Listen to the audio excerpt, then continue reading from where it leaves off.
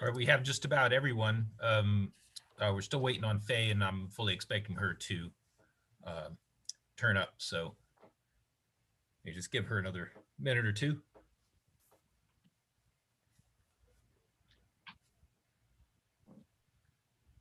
Or no, we also don't have Jean.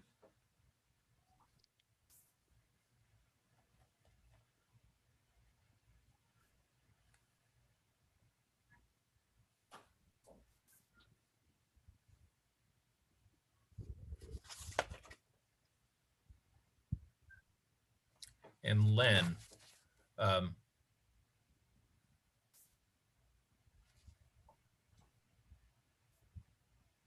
I was expecting everyone to participate today, but I guess we'll see.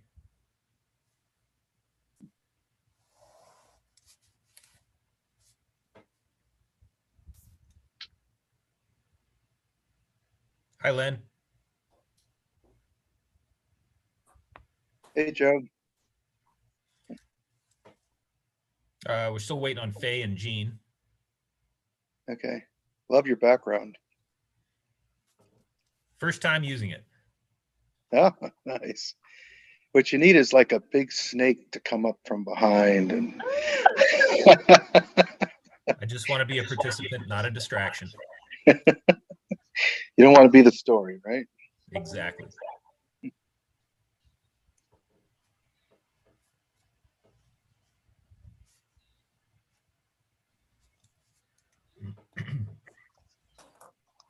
Just check my email to make sure no one's having issues getting in. Yeah, I had some issues again, and I ended up logging in through the website, Huh. the web browser. Yeah. When I clicked it with my client, it wouldn't connect. And I know the client's updated. We've been using it for Rotary very extensively. Well, I'll ask Zach for any insights he might have after the meeting. Yeah.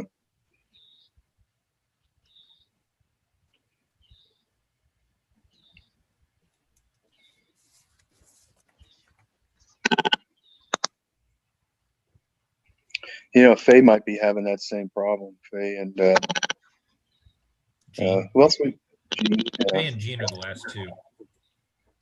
Usually yeah, Faye's pretty good about either emailing or texting. yeah. And I also don't have a call or a message from Jean. Not yet, anyway.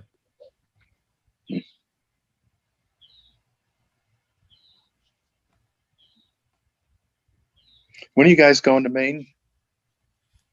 Um, Sunday through Saturday. Okay. Yeah. I need to send you an email. I promised your wife. I forget her name. Sorry, Callie. Yeah. Callie. I promised her I would send you an email with some recommendations about Thank some you. stuff. Yeah.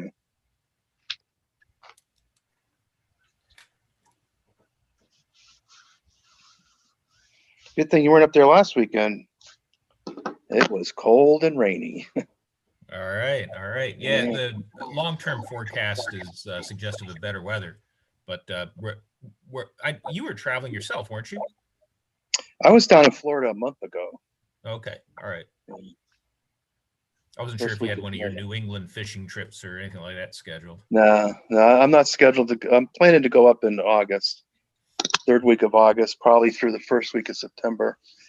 I have a niece that's getting married on the 28th of August, um, and I'm going to drive because I don't know if I told you, but I got both my COVID shots, but no antibodies. Oh, Been getting tested. I signed up on a study that Johns Hopkins is doing to determine whether immunosuppressed people are able to generate antibodies. They're finding out that after the second shot, only 59%. But I have to send them blood work, and they send me back the results, and I've got nothing at this point. So I have to continue to function like I'm not vaccinated. right. So I'm feeling pretty comfortable going up there because I know everybody's going to be like, my whole family will be vaccinated. But I figure I'd be better off just driving and not taking a risk in airports and airplanes. Yeah, I think that's a big one right there. Yeah. Well, it's 1:06. I have not heard from Faye. She had sent me an email earlier, but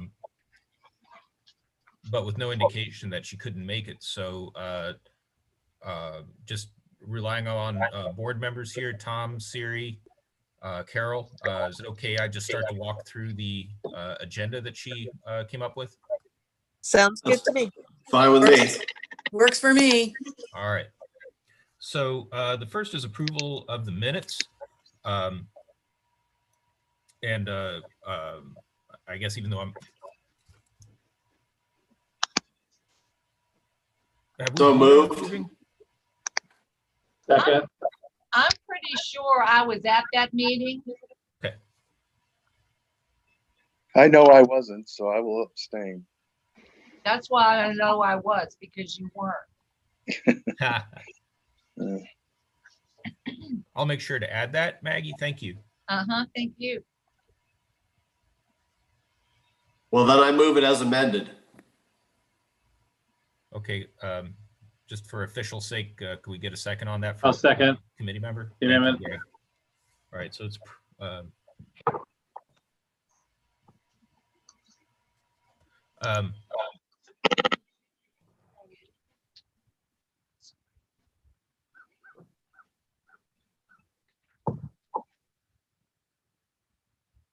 Joe, if you're talking to us, we can't hear you. You've been muted. sorry. I had something pop up on my computer. I think it automatically muted me for some reason. So anyway, I have a motion and a second. Can I get an approval from the full committee? All in favor, say aye. Aye. Aye. Aye.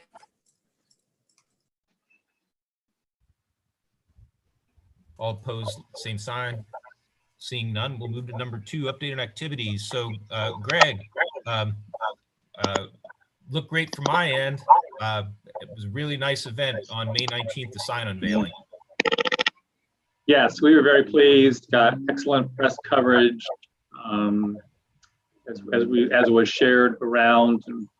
You're probably keeping an archive of that. We keep an archive of that as well. But yeah, very pleased with the event and the reaction and the participation. So I will say it's created quite a bit of buzz around town. Just, normal average people are really talking about it now. There's a lot of excitement. But I want to know, whose idea was it to come up with that mug? that was ours. Well done. People want them. So did you buy a bunch of them, or you just I have 5 left, so we're going to start bidding at a certain price. So No, that was a great idea. Very someone well needs done. one. I do have, well, actually 6 of them got broken on the way in, so they're being replaced. So I have 0 at the moment, except for those members of committees or board of trustees that you already have aware that I've got one sitting here for you. But I do have a few extra that if there's someone that absolutely you think would be a plus to have one, let me know. But I don't have very many. Greg, one of the persons that was left out of the event that I think probably should have been was Steve Landis. And I know he's not as influential as, in the position he was in, but he actually, was with us right from day one. I mean, right in the very early days. And, he heralded this thing up to the point where it was handed off. I did send him a personal note just thanking him for his early and continued support and acknowledging that we probably wouldn't have gotten this far if he hadn't have been there from the beginning. But you may want to send him a mug with a note or something. Okay. Yeah. I recognized him in my remarks too. Yeah. Yeah. Okay. Well, we're off to a good start. Does anyone have any other comments on the May 19th event? I thought the editorial that came from the Charlottesville side was really valuable to us and expresses the regional interest in the campus. So I really like that. Absolutely.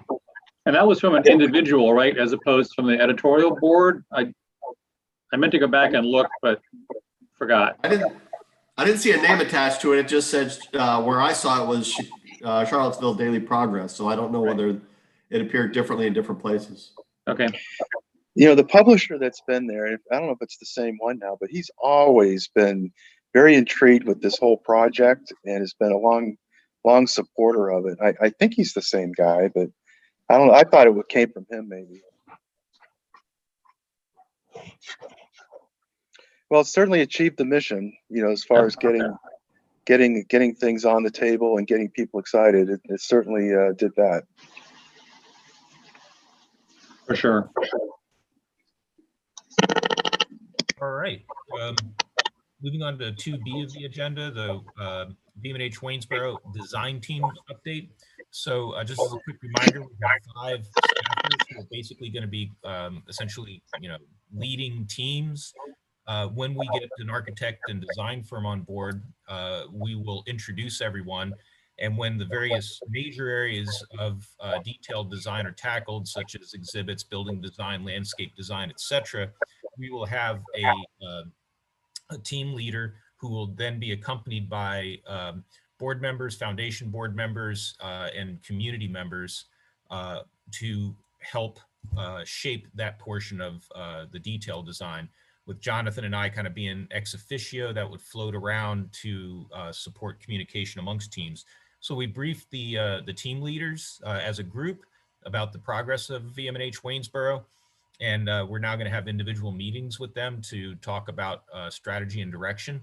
But however, that also means we're going to be at the point where, even though we've had some names floated around, we can go 2 directions here. Either we as part of the design teams can try to populate those teams with people from the community and the boards and so forth, or this committee can take charge and determine who should serve on those teams. So as a staffer, I'm willing to go either way. The more input from this committee, the better, of course. Joe, I've got a suggestion. And when we talk about collaboration and your event schedule, that kind of stuff, this first event, and maybe we just put it up to them, but maybe in that first event, we can identify interested parties that may want to participate out of the community in different aspects of this effort. And I'll explain that in a little bit more detail, what I'm thinking when we get into that part of the agenda. But that might be one way to start expanding the presence in these subcommittees, and include people from the community that maybe we haven't identified but could be valuable members. You bet. I still think we'll need input. I mean, there are those of you on this committee who I think are a natural for the teams. Any of you can certainly serve.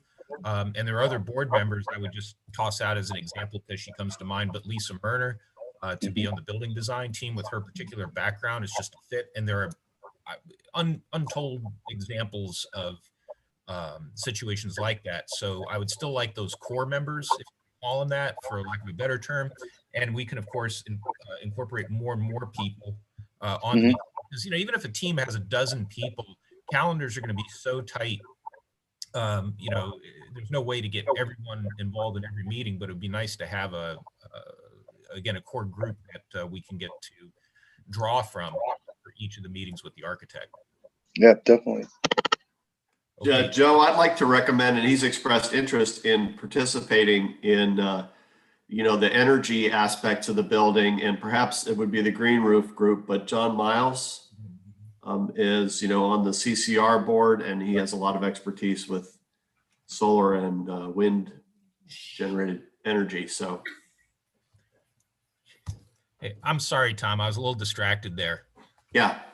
So John Miles is who I'm recommending, and I'm not sure which team he would best serve on, but he has expressed interest in, when we get to the building design part, thinking about the energy support systems, and in particular, providing alternative sources of energy like solar or wind.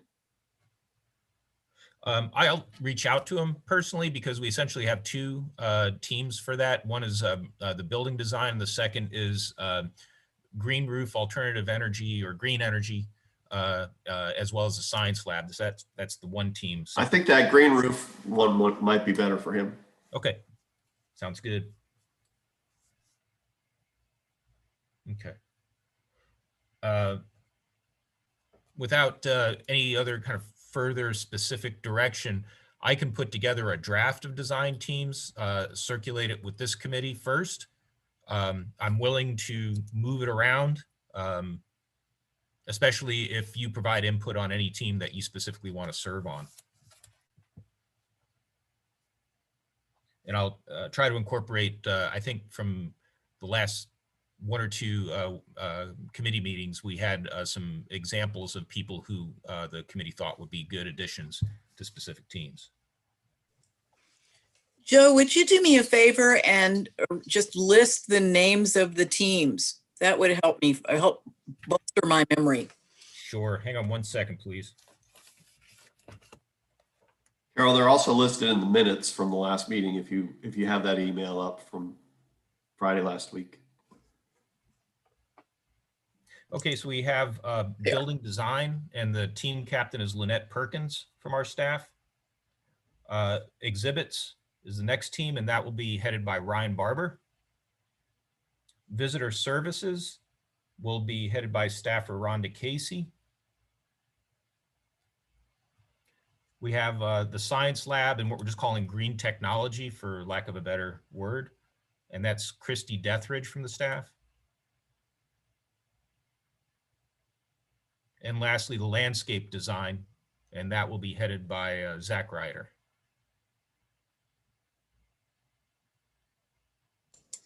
Thanks very much. Sure, I'll circulate that draft today.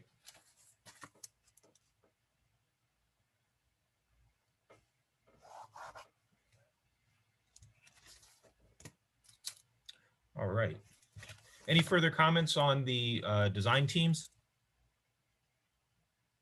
Just had a question whether we thought someone, and I've gone back and forth on this, so someone from our building and zoning department be a fully integrated member of the team, or just use them as an advisory for the regulations and so forth. I think it'd be great to have them on board right away with Lynette's team. Okay. So maybe if you could send a contact, I can introduce the appropriate folks. Yep, I will do that. Okay. Yep. And I'm sorry, give me that title again, please, for the minutes. Well, I think I would recommend the zoning administrator.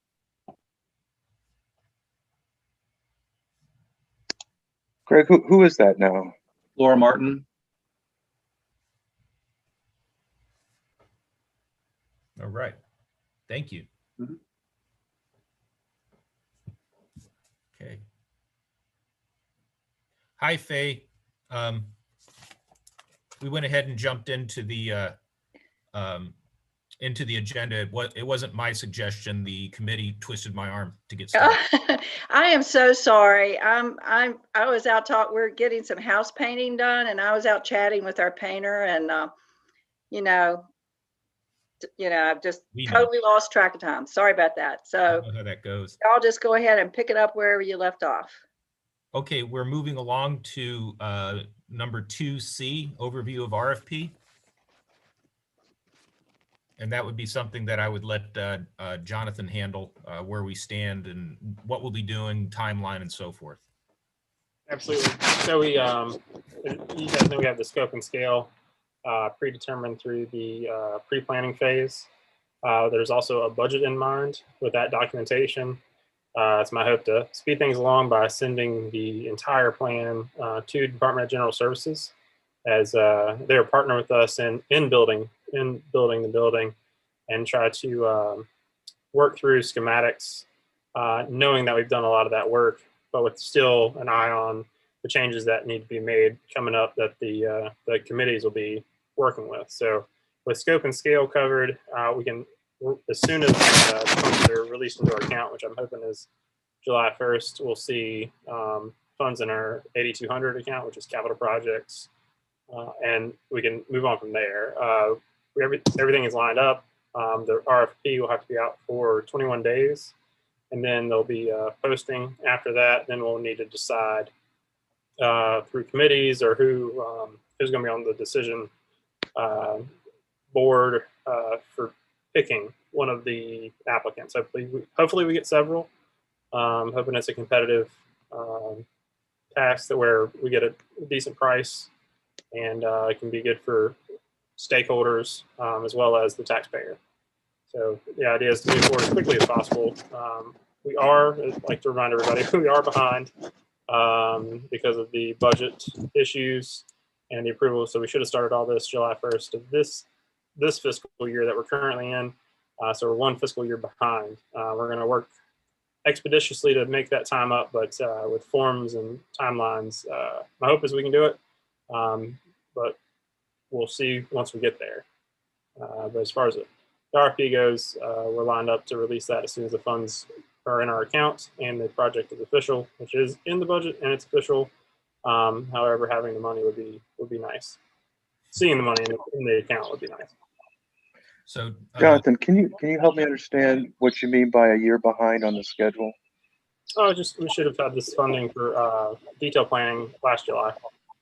Okay, so as far as the funding itself goes, this legislation that we just were awarded, effective this July, we're at the beginning of that. We're not behind on that schedule at all. We're No, just behind on our overall schedule, right. Correct? Yeah, Okay, there's some documentation floating out there with some dates. So I just want to be clear that there's a year difference in some of those documents that are out there. Got it. Perfect. Thank you.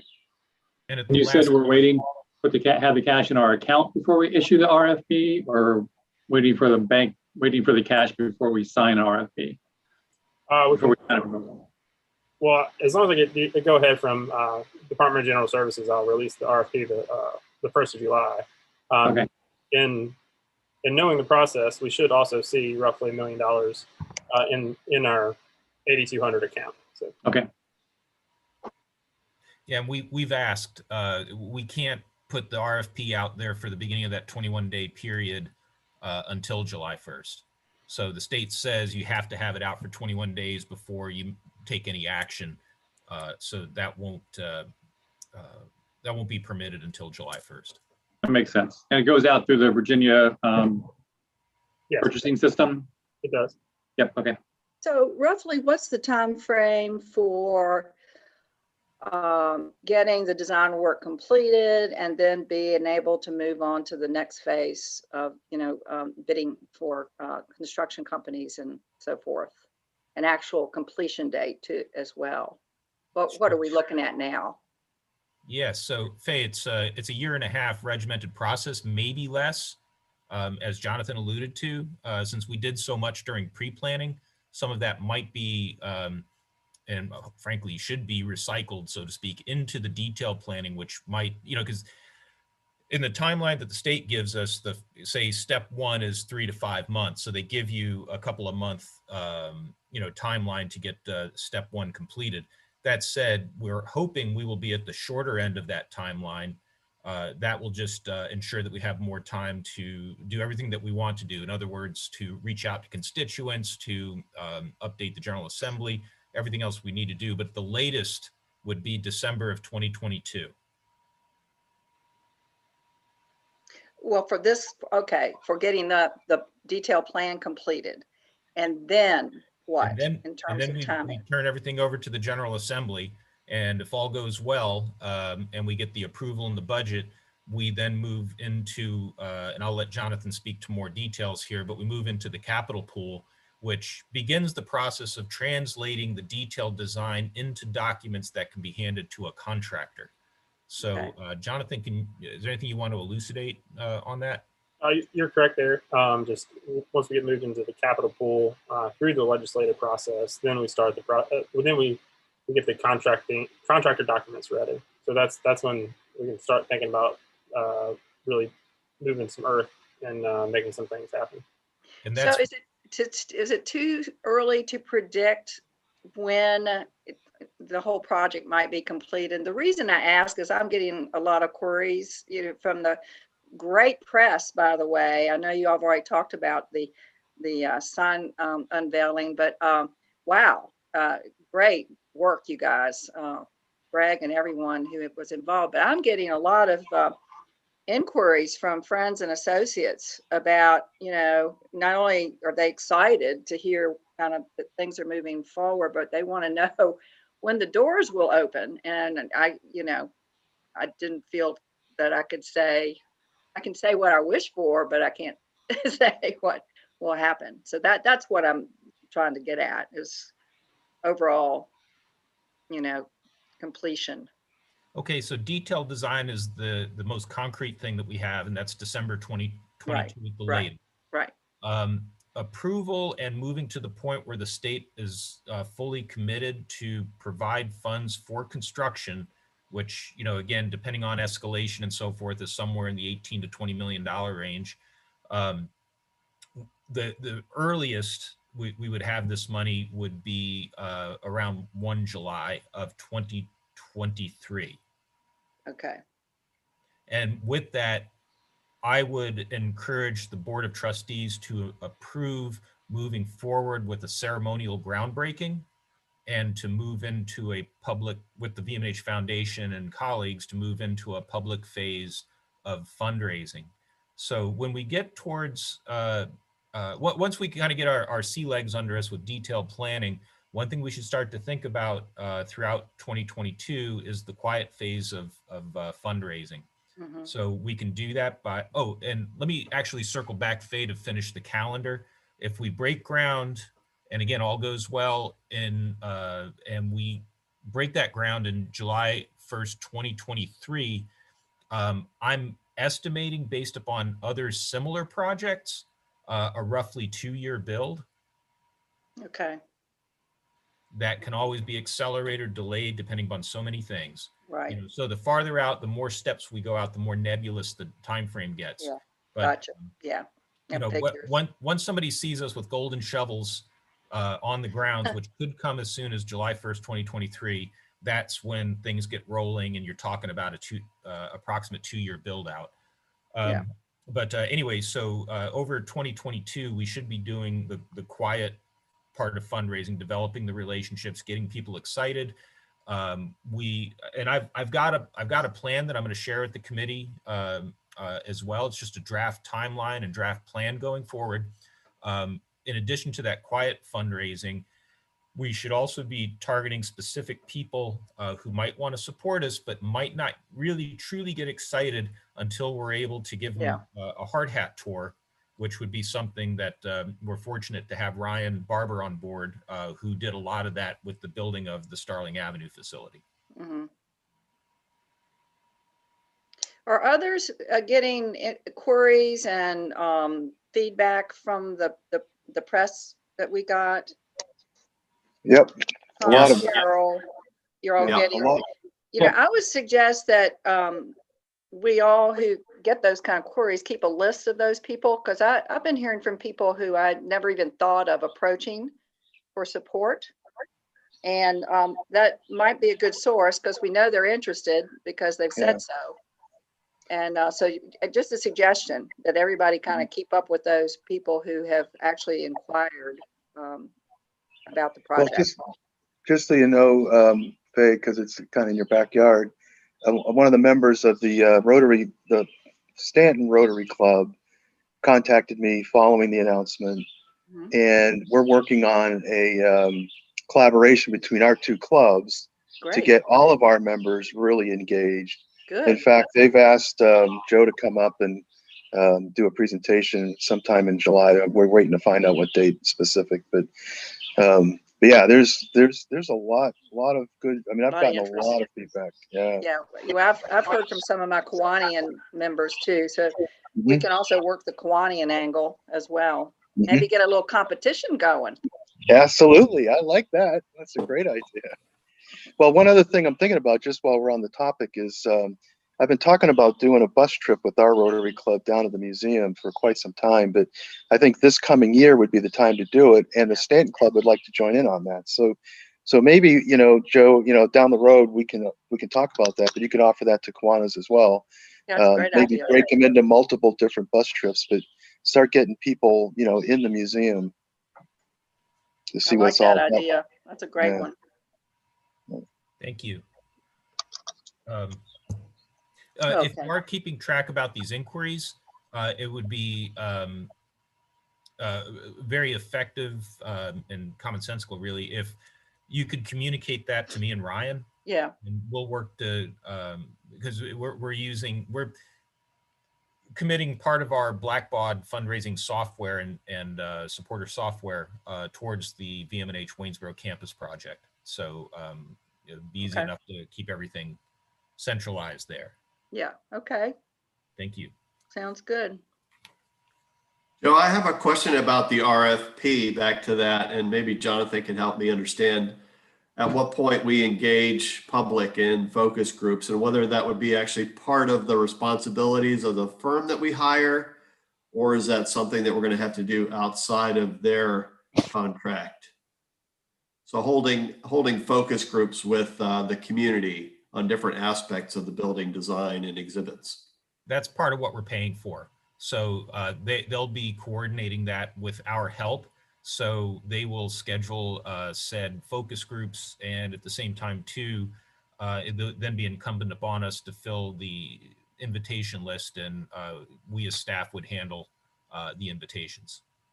Will And- the RFP be specific to the number of focus groups or the topics of the focus groups, or is that kind of open? Well, not the RFP, but the contract would be. So with the RFP, we're going to give it, it's going to be quite generic. It'll have specific information about VMNH Waynesboro, but at the same time too, it's going to be state language. At that point, as you might remember from pre-planning, and again, just to remind everyone, or actually, I don't know that we brought this up yet, but the Board of Trustees did vote on a motion to allow this group to work with the staff to advise on the selection of an architect and design team. So WAC will be involved in that. But once we select a firm, before the work can get started, a contract will have to be drawn up and signed. So Audrey will be our rep from the Attorney General's office, will help us with that. And at the same time too, if there are certain details that we see that we feel we should have in there, such as numbers of focus groups and so forth, that can all be included at that point. Well, if nothing else, it has a selection criteria, including public and community involvement in the process would be one that I would add. Mm-hmm. Well, I think it's always a great question to ask them, you know, how engaged are you with the community while you're doing these projects? But everyone can certainly say 100% engaged, and that's easy to do, and then not really follow up. But if we have it in the contract, you bring up a good point. I do see that as one of the roles of our committee, which I think that's coming up next in terms of oversight, providing oversight and input on that very subject. So any more questions for Jonathan about the RFP? I had a question on that same sort of topic. Would the RFP ask them to, to include their engagement plan?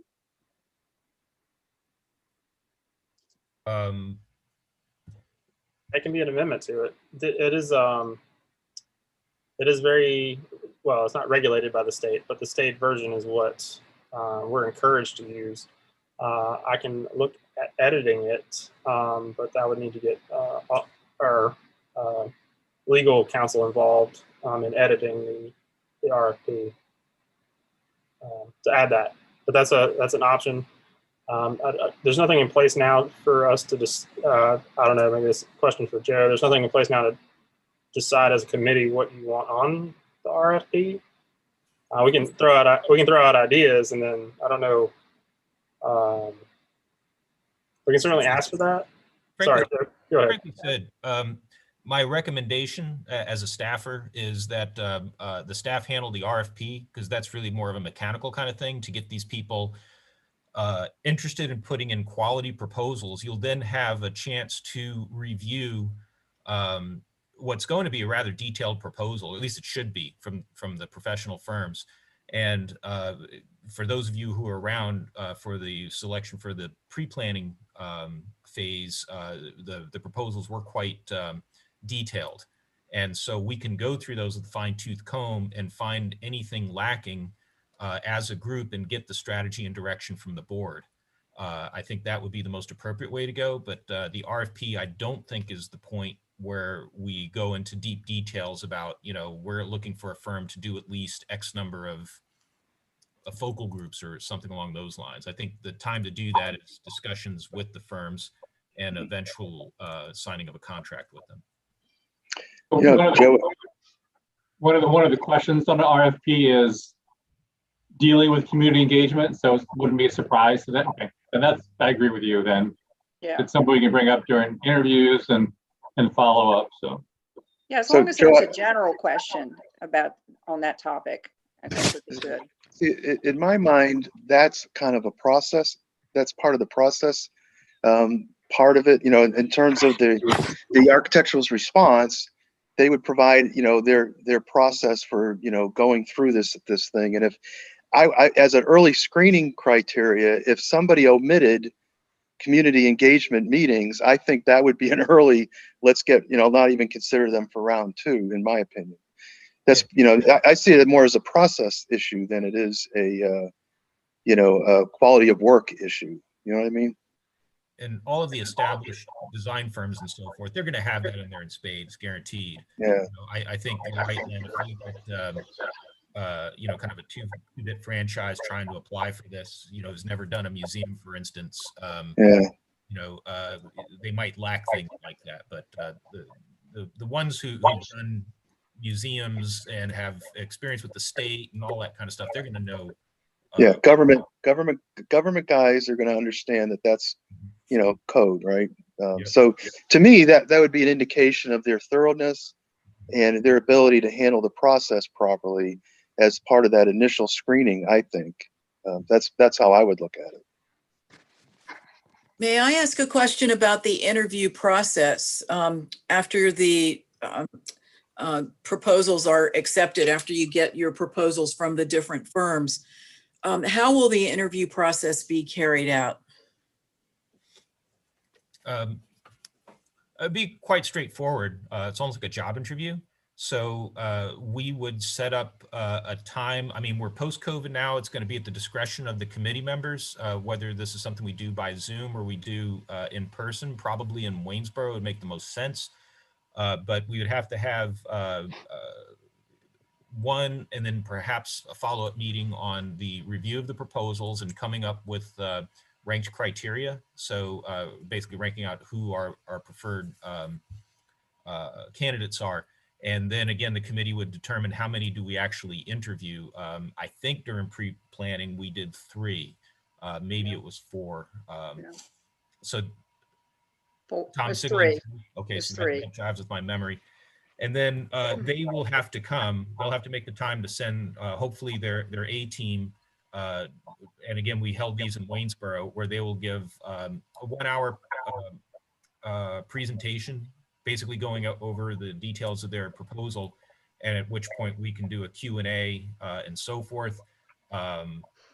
And again, if memory serves, we did this all in one long day. The committee's larger now, so whether we're able to do that in one day or do it maybe over a period of 2 weeks, we'll just have to wait and see.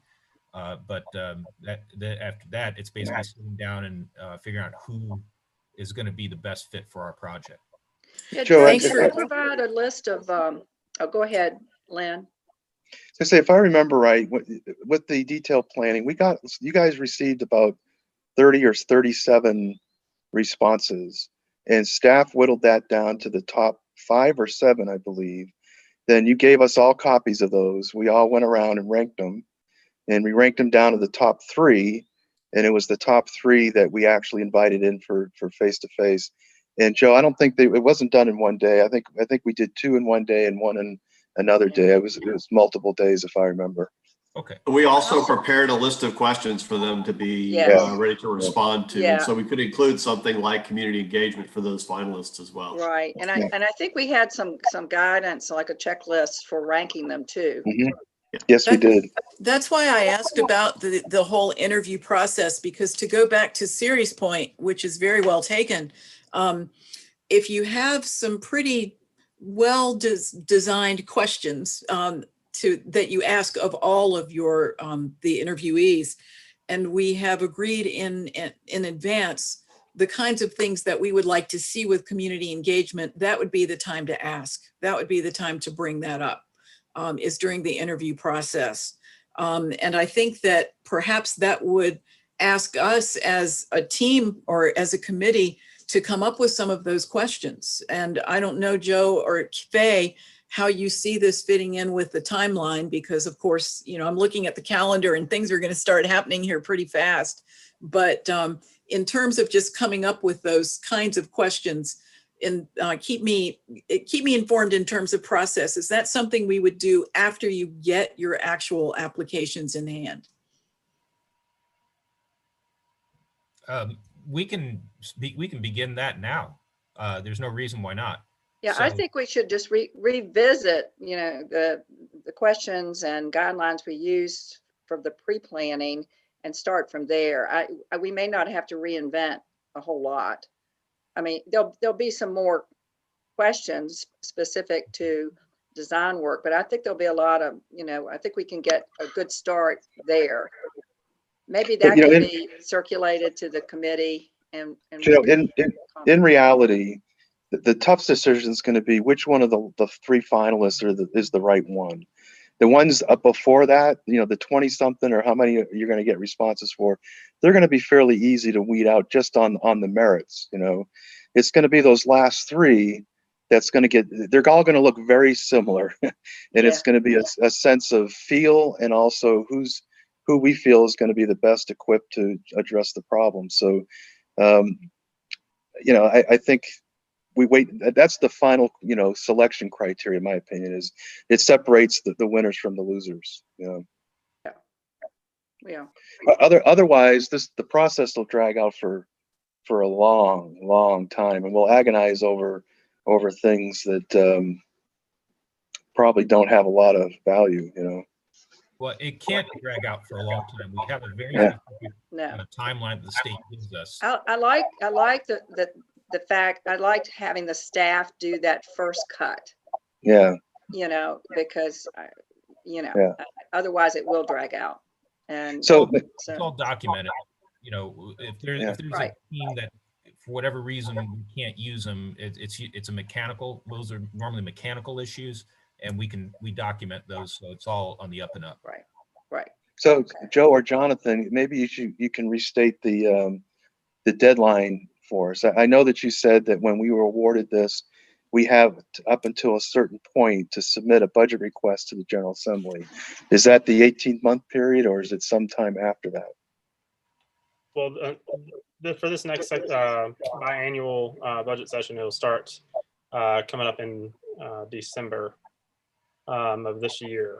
So that's when the discussions happen, and then we'll have all the way up until really June before everything goes. So the meetings will start happening as soon as December. That's every fiscal year. There's nothing to say that we can't get put in the budget in an off year. It's just less likely to happen. So, okay, that begs the question then. So this could take 18 months to come to a final approval, but are you guys suggesting that we should try to, at all, if at all possible, have a request submitted with this next budget cycle? No. Come January? No, what we need to be doing is to thank the General Assembly, show them progress to date, which could be phase one of detailed design. Detailed designs phase one takes 6 months. They call that, I mean, I know we've used this term in the past, back in the day when we did the master plan years ago, but the first phase is called schematic design. That's a 6 to 8 month process. Again, with all of the pre-planning that we did and the rather extensive document we produced there, we could get that done on the short end of that timeline. That said, we will have something we can bring, not officially submitted to the General Assembly, but to use as a thank you and informational situation. But we're not in a position at that point to, there's nothing yet to submit for full approval. For budget. Right. So we're not going to know what we're asking for until the 18-month process is completed, right? So are we saying that we would submit a budget request in an off year, or we would wait for the following year to submit the budget request? The state already knows, but we're like in a queue. So the state already knows Okay. that we're in an 18-month process, right? So that's why we want to go to the General Assembly and make Sure. sure they know. And it's not just the General Assembly, but it's staffers, Sure. the Department of Engineering and Buildings, it's planning and budget. So we'll handle that behind the scenes if that makes sense. Does it matter that we Tom, wouldn't know what our cost estimate would be? The pre-planning is what gives you the cost estimate, and it is just an estimate because we still have to take into account escalation, a percentage annual escalation cost. Okay, so they'll have a ballpark Tom essentially. has a That's all. question. Yeah. Let Yeah, me give the I- floor to Tom. He's been waiting patiently. Yeah, I just wanted to close the conversation that we were having, Carol, about generating some questions, and I would like to make a motion, put on the floor that this committee assemble or draft a list of questions that would be used during the final interview process. Okay. That is your motion. That is Is my there a motion. second? Is there a second? Okay, Maggie seconded and Carol. So all those in favor of that motion for our committee to develop a preliminary list for the final selection process? All those in favor? Aye. Aye. Aye. Okay. All right, so moved. All right, thank you, Tom. And so let's move on to the category 3, committees and collaborations, WAC and its future roles. Joe, did you want to lead this? I mean, we know we're going to have a hefty role in the next phase in terms of the oversight and selection of the design firms. So what else are you wanting to discuss? Frankly said, the discussion we just had about interviews covers. and so forth were all part of the Right. impetus behind Okay. 3A. All right, so that we're in that phase now. Okay, communications with the foundation board about their ad hoc fundraising committee focused on this project. All of you should have received kind of an outline from Joe, I believe, this morning. And I did not print that out, unfortunately. But does anybody have comments or input on that? I don't know what you want to call it, request to the foundation board about this, developing this committee for fundraising purposes.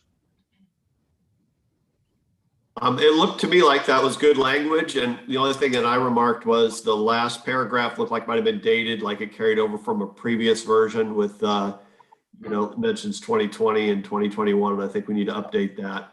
As well as also the numbers. I'm not sure whether the 721 is still what we're operating under.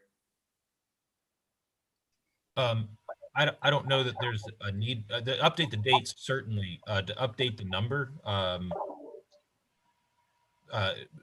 is there really a use in that? Maybe we could just remove any reference to the 7 and 1 and just talk about the 2 million that we're asking for the foundation board to raise. Well, I think the impetus was back in the day when we were using the old numbers from what was it, the feasibility study or master plan or something like that, that we wanted to put in a minimum number that the state would have to provide to execute this project. And I think at this point, just increasing that number doesn't really serve a purpose, because clearly the state is going to be providing that and then some. Okay. We don't really know how much we're going to have to raise at this point. No, so do we need those Yeah. numbers? Should we put those numbers in at all right now? There's so much up in the air in terms of cost. The foundation wanted to make sure there were numbers in there because they wanted to ensure that the state was getting behind the project before they did. So they would commit to this public-private partnership to raising $2 million should the state provide a minimum of, and I think it was $7 million. 7, yeah. What if, Joe, what if it was worded something like percentage wise, assuming the state commits to funding 80% of the estimated cost, the foundation will commit to raising the 20% to bridge that difference as much as they possibly can, or something like that. Because it's a little hard right now to put a firm number there because it's so much is up in the air at that point. But those numbers are based I'm just trying to provide some advice here. I'm not arguing one way or the other, but I want you to consider leaving the low numbers in there, because there's no way we're going to do the project as we envision. We've already committed to what's in the pre-plan, right? So we're not going to go to the General Assembly in 18 months and ask for only $7 million. So I didn't get the copy this morning. I did get it from before. So what I think, I don't remember the wording necessarily. Does it say no less than $2 million? If the state funds no less than 7 million? I apologize. Because then that would work. Then that would work for me. You know, it's a minimum commitment with an upside. Okay, sorry, Lynn, I just want to clarify. So the way the wording was, and this was from the foundation board, the executive committee, was a maximum of 2 million. So it's up to 2 million. Yeah, see, that could be an issue, because we may need more than 2 million, you know, and I think it can be the other way, a minimum of 2 million. Jonathan, did you have a comment? Just the way that the language was written when I submitted the proposal for the project originally, it only has the foundation and us raising $2 million. That's part of the language that the legislature has approved. So they not, it'd be lovely if we could raise millions of dollars, but the project is moving forward with that being $2 million raised by the foundation. With the state knowing that price escalation is there, that assuming they would cover the rest. Okay. So that doesn't limit the foundation. That wouldn't limit the foundation from raising more than 2 million, right? No. No, we could get one individual donor could put up 2 million. I know it's far-fetched, but it could happen, right? No, it's not far-fetched in these larger projects. Yeah. You know, so it is a real possibility. It takes work, of course, but I think what the foundation is attempting to do is to ensure that we don't get 2 years, 3 years down the line, and we've told them that we're going to need at this point now, at this date, we need $2 million, but then turn around, you know, we find that the state has, you know, provided too few dollars. We now have a 25 versus a $20 million project or something like that. They don't want to put themselves in the position to be responsible for that. And it's something, as Jonathan had talked about in the past, because we go through this very regimented process with the pre-planning, we wind up with a cost model, and that cost model gets checked how many times, Jonathan? It gets checked 4 times between July 1st and groundbreaking. And as Jonathan said, they full well understand from day one that there is cost escalation that ranges somewhere between something like 5 and 8%, maybe even, with the unusual nature of the economy right now, maybe even closer to 10. So that is something that they're well familiar with. So again, I'm not trying to argue one way or the other. I'm just trying to provide clarity that I know the foundation wants to protect themselves, and that there's already, you know, a commitment of much more than $7 million as originally envisioned in the document that the foundation has agreed to. It has not been voted on yet. Okay. So in the paper you provided that will go to the foundation, is there some addition we can make about the fact that the price what's the word you use? Escalation. Escalation, and so that it's clear that you know the overall price is likely to go up, but that they're only committing to 2 million at this point. We'll draft that to include what we know the state will be doing, including taking into account escalation, but that ultimately the foundation will be agreeing to raise $2 million. Okay. So right. Joe, my only 2 concerns, and I'll just voice this, and I think what I'm hearing from you and Jonathan and Ryan is, don't worry about this. This is just the state will cover escalations. You know, the foundation wants to set a limit, blah, blah, blah, blah, blah. The 2 concerns I would have is A, that we box ourselves in where, you know, they're only on the hook for 2 billion, but we really needed 4, and now we don't know where we're going to do the other 2. And then the second issue is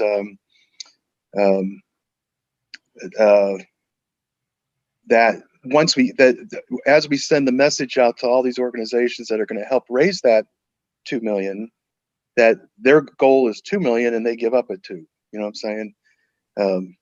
Those are my only two concerns. But if you're saying that not to worry, because it's just, you know, the fundamentals of how this stuff works, then I'll certainly go on your word. But those are my two concerns, is that we box ourselves in and that we set a goal that's too low and we reach the goal, but it still isn't enough.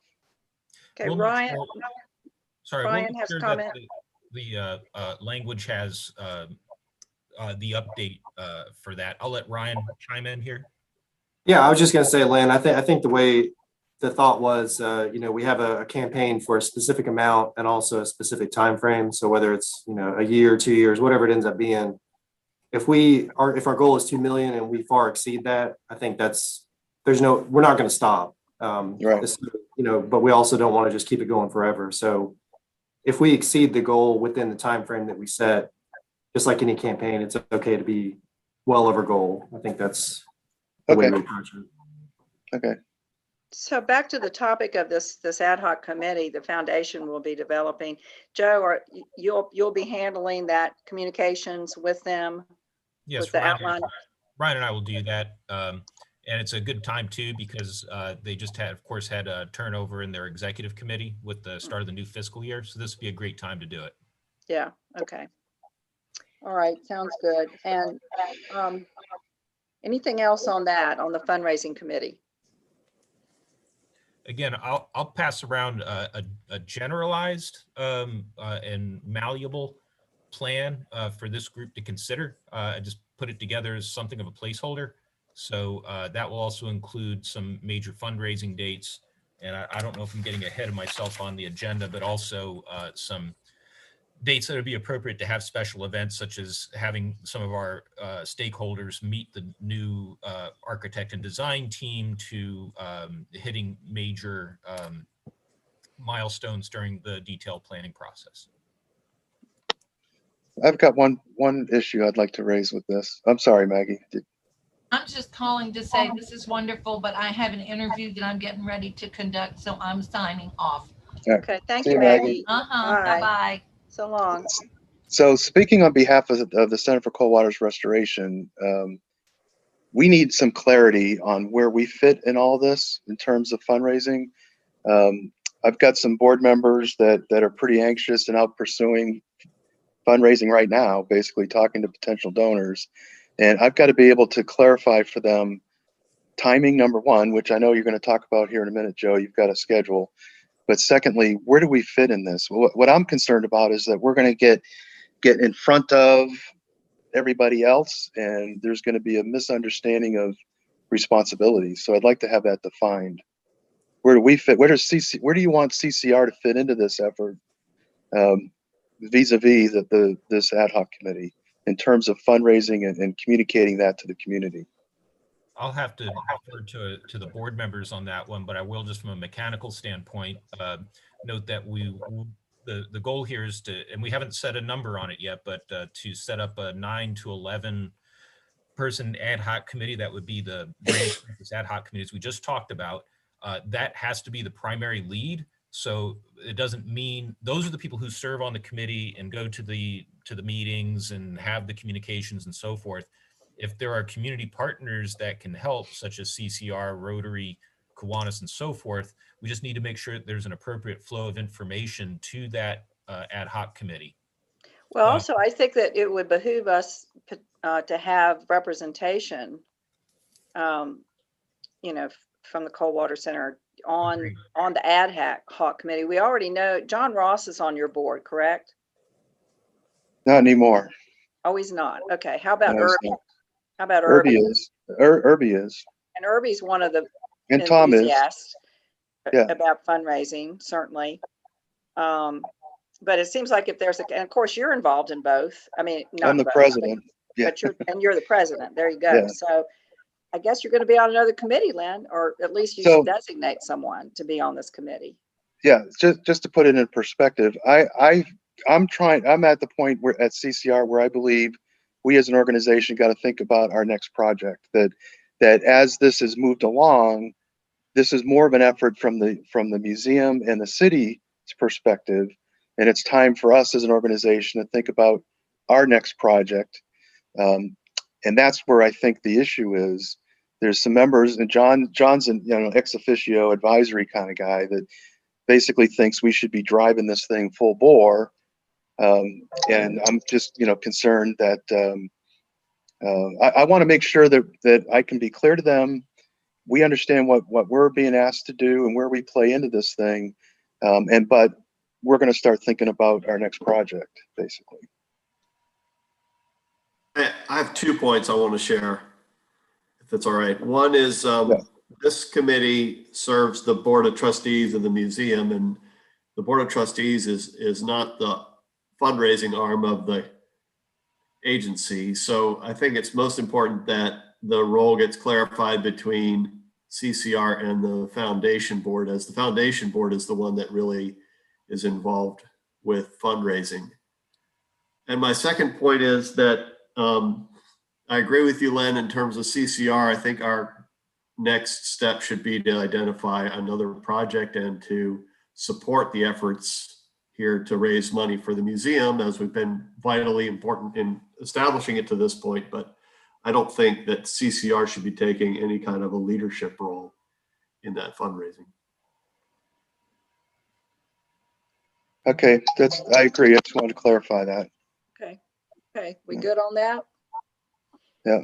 So Joe, item number C, 3C, 2-year plan draft for work during pre-planning. I'm not real clear. Yeah, typo, detailed planning. You mean planning, okay. That will And be you're working on circulated. that. You had mentioned you're working on a plan. That'll be circulated today. Okay, cool.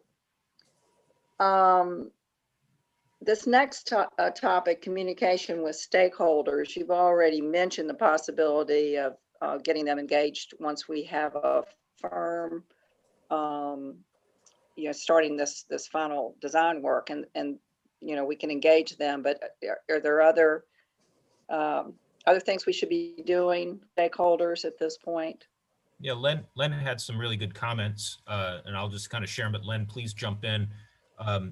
One is that, we should be having some community events, and actually in my conversation with John Ross, he had suggested, and I can't help but agree, that it's a good idea if we get some stakeholders early on, inviting them to meet the architect and design team.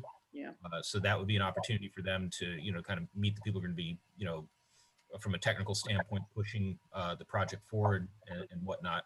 So another thing was to have regular communications. So Len had suggested maybe something along the lines of a quarterly communique of some sort.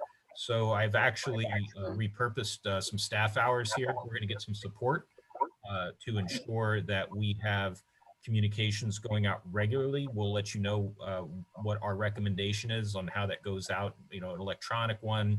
We talked about today maybe having a quarterly electronic communique, but in addition to that, to maybe every 6 months to having something printed, like a 2-pager, and mailed out to all of our stakeholders who've been involved with the project to date. I had one other point I wanted to bring up. Yeah, it escapes me at the moment. Len, do I have any holes in that?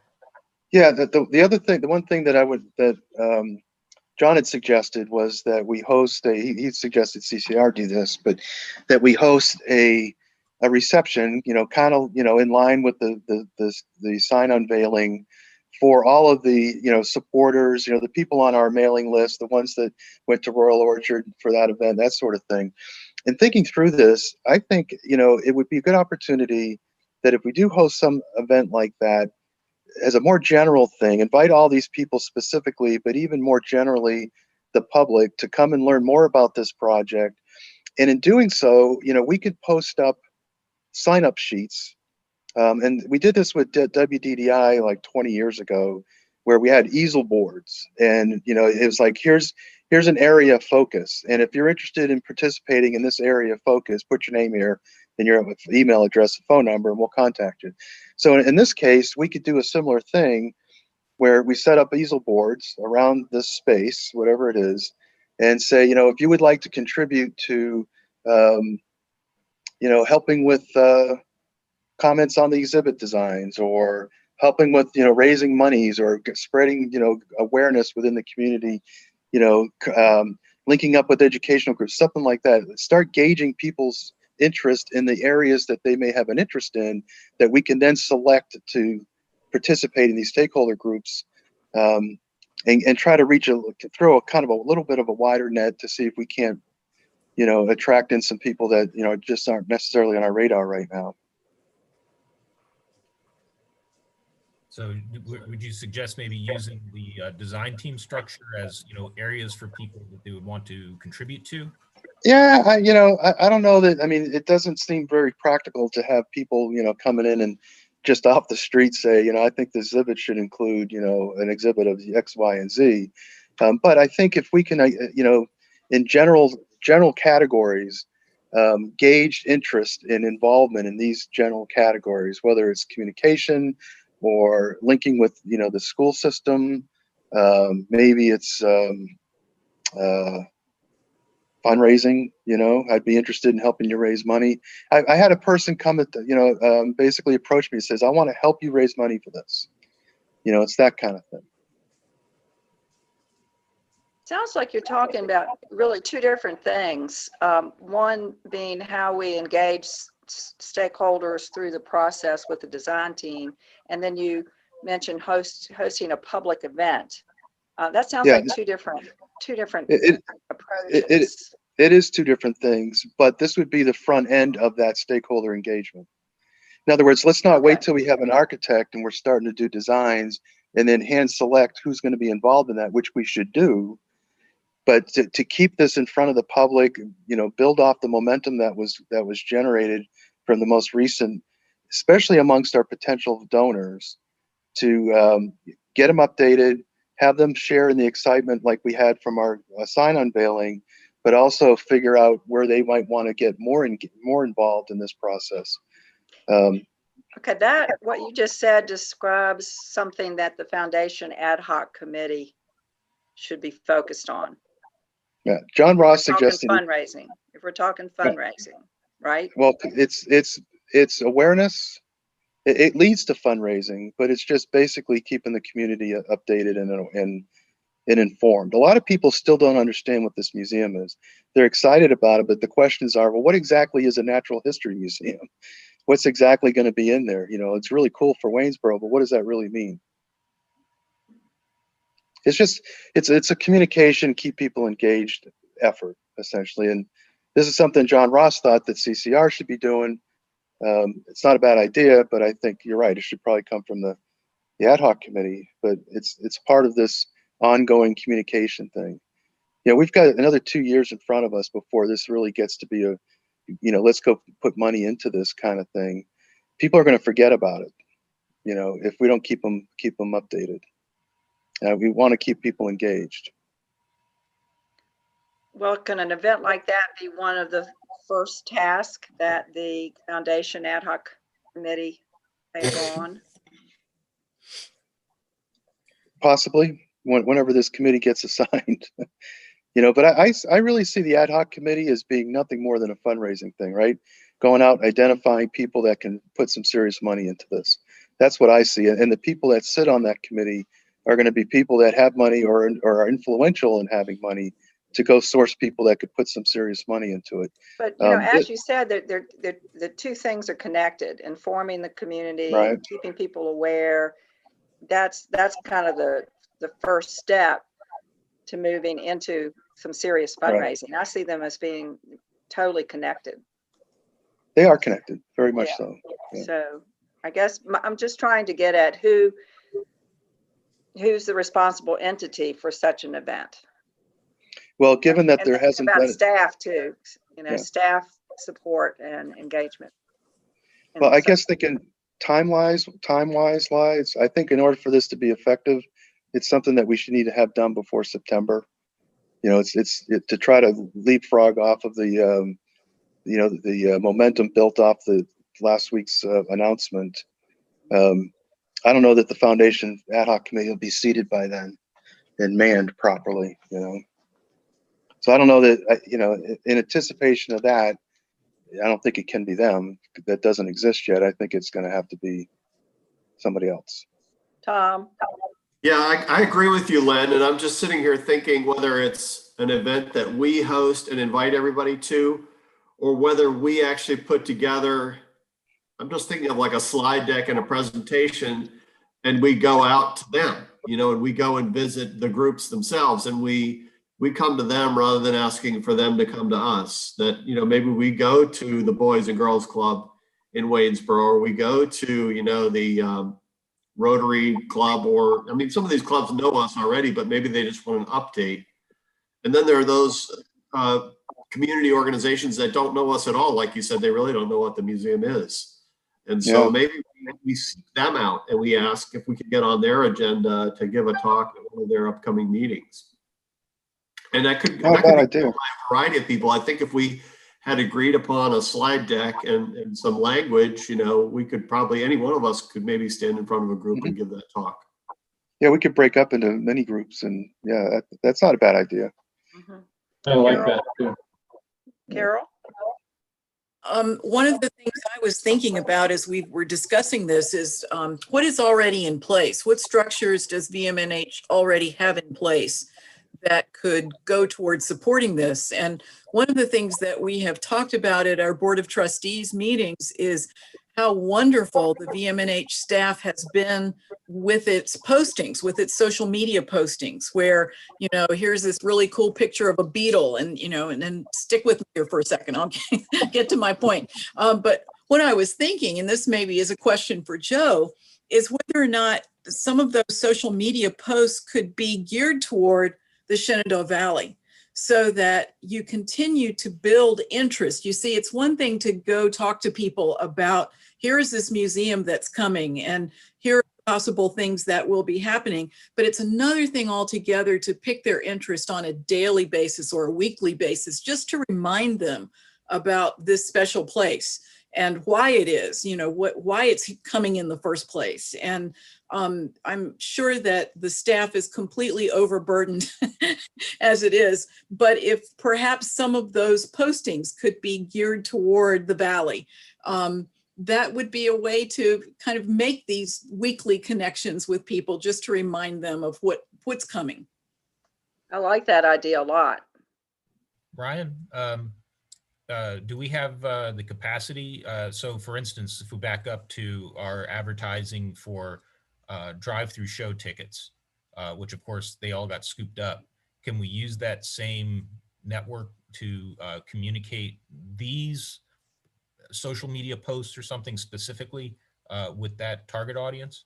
Yeah, so Zach can correct me later if I misspeak, but no, we can do targeted advertising. So for whether it's festivals or, like Joe mentioned, the drive-through, we can target those ads as really dig in and target it by region, by zip code, and along with that, we've got direct email capacity. So as we build the Waynesboro, whatever we call it, the Waynesboro prospects or the Waynesboro contacts, as long as we collect the email addresses up front, we can then go back in that database and do direct emails using our fundraising system. Honestly, I think that's a more efficient way to get to more people. Is through social media, and you all already have the network, you already have the know-how, and event planning takes a lot of somebody's time. For maybe a showing of 30, 50 people, I don't think it's a bad idea to have an event, but maybe precede such an event, like if we want to do something like that in August or September, with a bunch of these social media e-blasts or whatever you want to call them, just I would to agree. update people, get them interested and enthused, and then have an event special invitation through that same media source. I would agree with that. Ryan? Sorry, I'll just add that I forget who brought it up, but the idea of committee members or staff or a combination of going out to different groups, going where they are, that's something we use pretty extensively in the lead up to this building. So as part of that capital campaign, we went to book clubs, Rotary clubs, anything we could think of. It might have been 5 people or 50 people, but we just had the poster boards and just hit the road. Well, I think we can all contribute to that effort. I mean, all of us are involved in or other organizations. So, if we can all commit to doing that. Len? So Joe, we do need to get a newsletter out to those folks that have been, our early supporters, the ones that went to the Royal Orchard meeting, the ones that were at the Crozet event at the winery, and John's list up in Northern Virginia. We really need to send something out to them in the short term that just updates them on the latest news and keeps them aware that we'll be communicating with them a little bit more frequently. We don't want that to get old. That could be as simple as one of those great articles that hit the press, or our press release slightly revised. I think in respect for what these people have contributed so far, I think a letter from Joe just saying, because of your early support, this is where we're at and this is where we're going would be appropriate. We can't ignore them. I think we got to stay in front of them. So Joe, what's your thought on that? What's the best? Well, like I said, approach? We've rewritten some employee work profiles here. So we're already on putting materials together to communicate broadly. And certainly Northern Virginia, Royal Orchard, King Family Winery crowds and stuff are all part of that, but they can go out more broadly than that very easily. Okay. One other thought, and I know Greg has his hand up, so I don't want to cut him off, but the library exhibit is something else. The library exhibit is something else that I think is coming up. And if we put something in the library, maybe there could just be a flyer or something like that with a little bit of information and an invitation to, host a longer talk at a meeting. And maybe people would pick that up, and then there would be a contact person at the museum, that they reach out to, and then that could be disseminated to any one of us that might be available to give a talk. It's another good source. I thought we already had something at the library in Waynesboro. No, they just Why did I think that? redid their interior, and I met with the library director a couple weeks ago. We're all set. We've provided the measurements and everything. We're just waiting on him to pick a date that's appropriate for his staff to basically receive it. But we're going to move the Triceratops and some stanchions and some rail exhibits to support the mount up there to the central location of the first floor of the library. Might we do something, maybe not as grand as that, but something in the Augusta Library in Fishersville and Stanton as well? We can put together a list of what's available, and if you could provide us with some contact information, we can see if that's. I have contacts for both. Okay, yeah, go ahead and let us know, myself and Ryan, and we should first communicate with them to see what kind of space they have. So for instance, here at the Blue Ridge Library locally, we would never be able to do that. There is no space. We have in the past used sort of, I don't even know what to call it, like a recessed exhibit case in one of their public areas where we've promoted our own internal exhibits and stuff. So it just depends on what they have available, and then we can see what we have that would be appropriate for the space. Okay, well, do you want me to start that conversation with the two people I know? I know the directors of both. So just to ask that question and then send the contact on to you if there's interest. Please. Okay, all righty. Greg, your hand is still up. Yes, tired. Anyway, just to follow up on a couple of things. One, absolutely agree that we should take the show on the road, and we'll be happy to do that as long as we have the talking points and the pretty pictures. Two, firmly agree, Joe, that you're doing the right direction with the newsletter going out, and just add one thing to consider is in the first one is some sort of call to action for those people. And maybe it's as simple as taking a SurveyMonkey survey with 10 questions on their level of commitment, or some of the questions that Len was asking, but do that electronically via survey. And then also to Tom's point, that at the library, any place we have a display about the museum, like we did on the future sign, we have a QR code for more information, but we could also have a separate QR code for putting on the mailing list. And then that gets dumped into what Joe sends out on a regular basis, and keeps track of them. You know, just judging by the people I talked to for the drive-through, the last drive-through, people really, you know, appreciate updates and they're excited about the project and they want to know more about it. So did you know, I'm assuming that some of those people provided names and emails as they were departing. I think Jonathan and Ryan, you all were posted there. But, you know, I think they're, you know, just all of those people who have expressed an interest need to be on a master list if they're not already. Do we capture any contact information with the ticket, you know, purchase? Ryan? Yes. So we got the names and email addresses. Right. Yeah, so we'll be sure to, we've got all that information. We're compiling a prospect or participant database now, and we can, Right. you know, tag people, whether they've given or what level, things like Right. that. Excellent. Excellent. Okay, where are we now? Open discussion? Is there anything we haven't touched on that we need to today? I just have one other question. And Joe, in the current museum, is there a Waynesboro display or something that talks about what's coming? No, there is not. That's a good suggestion. One more thing. Yes. So the follow-up is, so is there gonna be? Exactly. Is there gonna be? Yes. That's if that's what the board wants, we'll put it Yeah. up. Okay. We're just adding to your Just long ask. list of tasks here. But I do think I'll that's a say good that idea. the new website has a really nice, tag for Waynesboro and, Yeah. and Yes, it features does. on that part of the website. So Yeah. virtually we're there. Yeah. Yeah. And keep in mind, you can't change the URL for the project update either. So Oh, because of the QR code? the sign, yeah. Yeah. One item of discussion is, as you probably know, I'm no longer the chair. I'm now the past chair of the board. And our incoming chair, Jennifer Burnett, will be making her appointments to committees. And I'm just putting it out there. If anybody wants to drop off the committee, to let her know. Otherwise, we're going to assume that you want to continue on this committee for the next year.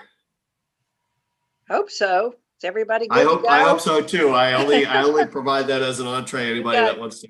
And we've got a good likewise, team if you here. know of someone who you think might want to join, who would represent what the membership of this committee should be, you can share that information with myself or with Jennifer directly.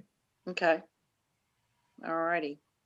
Well, hopefully everybody's going to stay put for the next year. This is, we're getting into the most exciting phase, in my opinion, when we're really getting down to the nitty gritty here. And so hopefully everybody will stick with us. And thanks for your service. Joe, what else? Anything else today? Anybody? For me and representing the staff, I think we're good. Though, Faye, I would like you for a minute and a half after the meeting's over, please. Me? Yes, ma'am. Okay. Ma'am. What? Yes. That if I can hang around. Since I was late on the call, and I do apologize for that, I just got totally taken away with my discussion with my painter. Anyway, yes. Well, we want to see anybody else? What? We're going to want to see photographs of the end result, because apparently this is going to be quite the project. Yeah, it is a big project. You all don't know my house. It's a big old frame house that has to be painted top to bottom. It's a big job. Oh, yeah. Yeah, it's a big Yes. job. So not cheap either, unfortunately. I'm sure.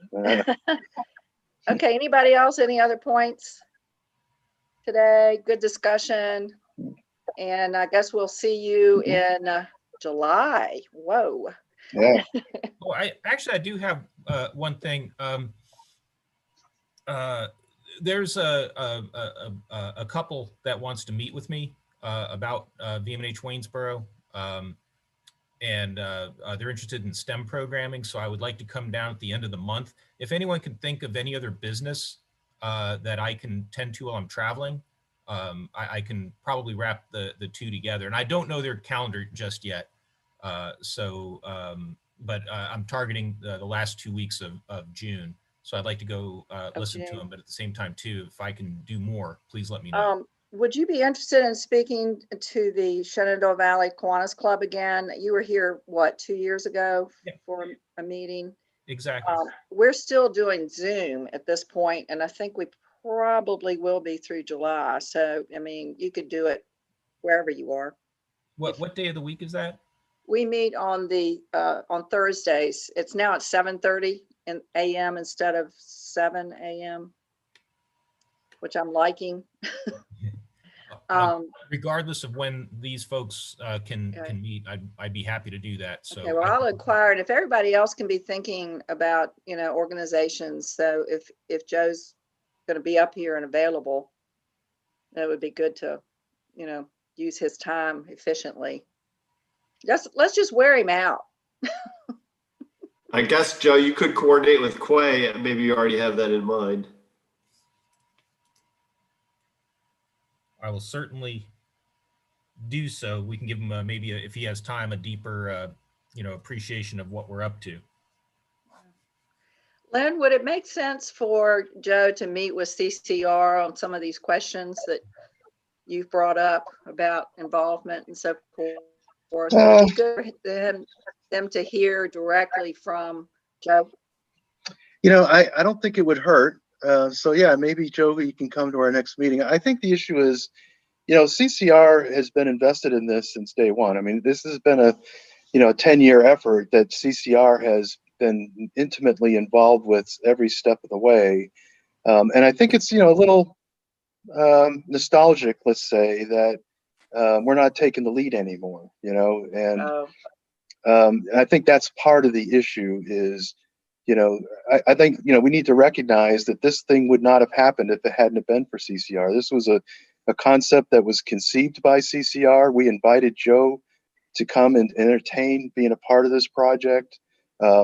Without sounding too negative, the city basically ignored us until the Board of Trustees committed the first $50,000 to that feasibility study. And then when they saw that the Board of Trustees had voted in favor of it, then they started getting serious, but quite frankly, it never would. Nobody conceived of this in the community, and I don't know that the museum would have conceived of this if we hadn't, conceived of the overall concept. Now, I've said right from day one that eventually, now that the city and the museum has adopted this and the state has adopted this, it's out of our hands now, right? We've accomplished our mission. We got it to this point, and now it's really the museum and the city's responsibility to get it to the end, into the end zone. And I'm also very aware that the museum's foundation being a 501c3 and the museum itself being a state-funded organization, there's implications there that CCR really has to acknowledge. So I think it's just a matter of helping them understand where they fit. And I'm trying to put the reins on it a little bit because, you saw John's email, or I don't know if you saw the first one. You may not have seen this. I don't know that you saw the first one. But anyways, there's some feelings amongst some of the board members and John that, geez, we're not being properly respected and we should be, front and center on this. And I don't agree with it. I think that, at this point, it's our turn to, it's time for us to think for our next project. That's not to say we would pull our support for this. That doesn't mean that we would be there supporting it every step of the way, but we can't carry the ball at this point. We've got to be there in a support mode, not in the lead role. So Lynn, it sounds like there's a little bit of a PR issue that needs to be addressed. So Probably. Back to my question, if Joe is willing to come and speak directly and acknowledge their work and the fact that they did help bring this, they were a catalyst for this great project. So Joe, does that sound reasonable to you to do that? There's one more thing though, and I think this is critical. We've got to be very clear on what the process is going to be and who's going to lead the process and where we all fit into this. Because I've got board members that are off on their own right now out there talking to influential people, getting a little bit ahead of ourselves, committing, making the point that there's money that you should be considering to put into this. And I know think that. we've got to make sure that we're choreographing this properly, because we could really shoot ourselves in the foot. So there are really 2 points, that one being Yeah. one, and then also just to, process and also to acknowledge Yeah. their efforts in the past Yeah. and present and what their role is in the future. So, Yeah. okay. I would be concerned that we come across unorganized or disjointed. I think at this point, it's very critical that we have a very consistent, clear message. It's very clear lines of, who's going to be doing what, when, and that it's properly communicated. Okay. Joe, are you okay with that? In the minutes. Okay, good. Thanks, Lynn, for bringing that to our attention, because I had a little glimpse of that in my last conversation with Irby. Yeah. And so I know, I get it. And so we all need to be aware and address those concerns.